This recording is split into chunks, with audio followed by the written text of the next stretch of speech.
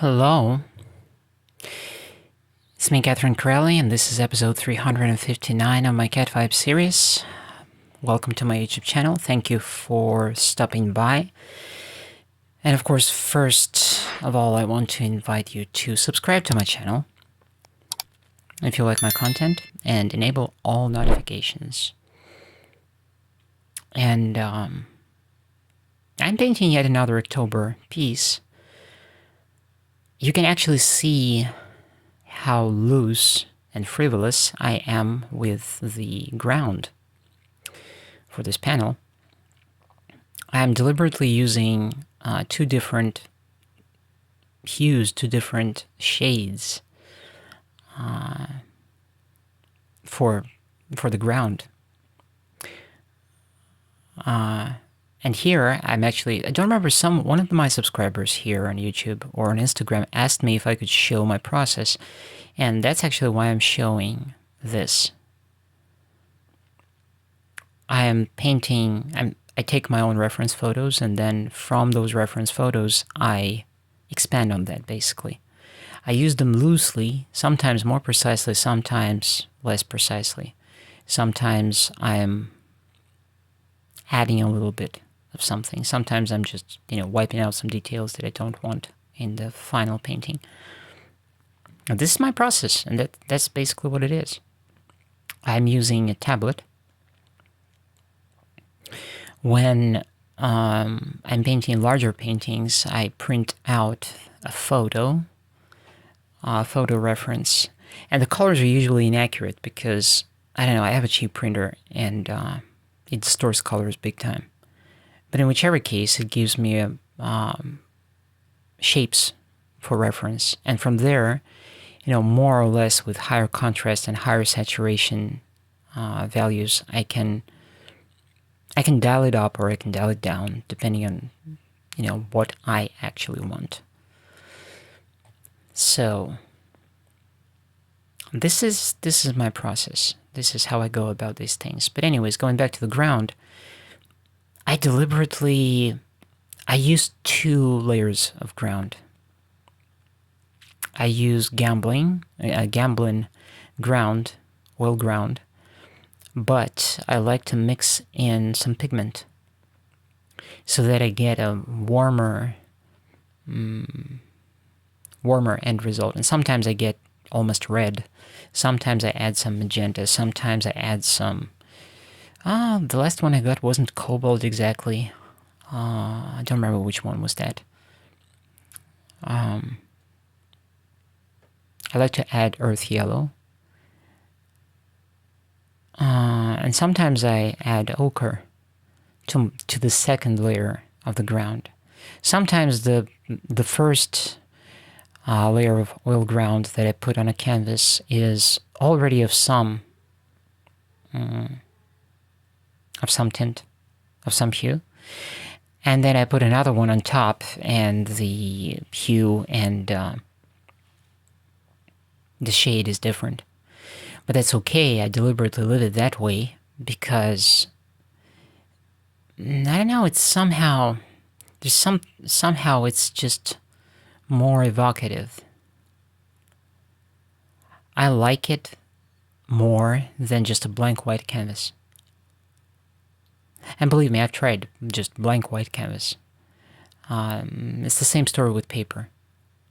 I've done a lot of drawing, and I've done, in the past over the years, hell, since I was a little kid, done tons of drawing, back in art school and after art school, and most of the time, the vast majority of my life, I would start with a clean white sheet of paper.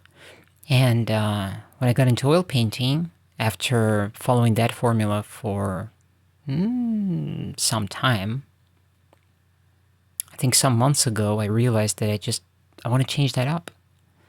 And I feel more comfortable starting with a tinted surface. And it shouldn't be uniform necessarily. It's actually even better if it's kind of loosely colored. and let it be chaotic, let it be kind of weird, let it be kind of inconsistent. That's even better. I like it this way. It's evocative, and then you never know what can get in the way and how is that. And I tint my panels and my canvases, my prepped canvases, and I just leave them at that. And sometimes I don't even know what's going to be on that particular panel or painting. For the most part, I don't even know what will I have to paint. So it's not like it's premeditated. It's not like I know that this is going to be a cityscape and I will need the lower part of the canvas has to be darker or more saturated, and then the upper has to be lighter because the sky is going to be there. No, it's kind of random, and I like to keep it random.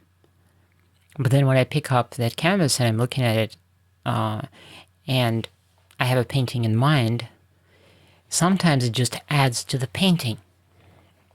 But most of the time, if not always, it just helps my painting process. I don't exactly know if it's the same for everyone, perhaps not. I know that a lot of painters start with a uniformly kind of tinted canvas. And some don't even tint their canvas. Some just start with a blank white canvas and they're fine. But, this is my way of going about things. And maybe sometimes I would like to uniformly color it some hue or some tint or something like this, depending on what my desire calls for at the moment. Sometimes I know there's this, and I love to use this technique occasionally, when you put a thin layer of washed out paint mixed with oil, lots of oil, and with a broad brush you kind of just put it all over the canvas, and then you take a rag and you wipe out the excess paint, and that can serve as an underpainting, and that's a very cool approach. I learned this from gosh, I don't remember his name. Someone from Instagram. It's a very cool approach. I like it. And sometimes I use it, but as you can see, for the most part, I don't actually use it. I just start where I feel I should start, and then I just continue.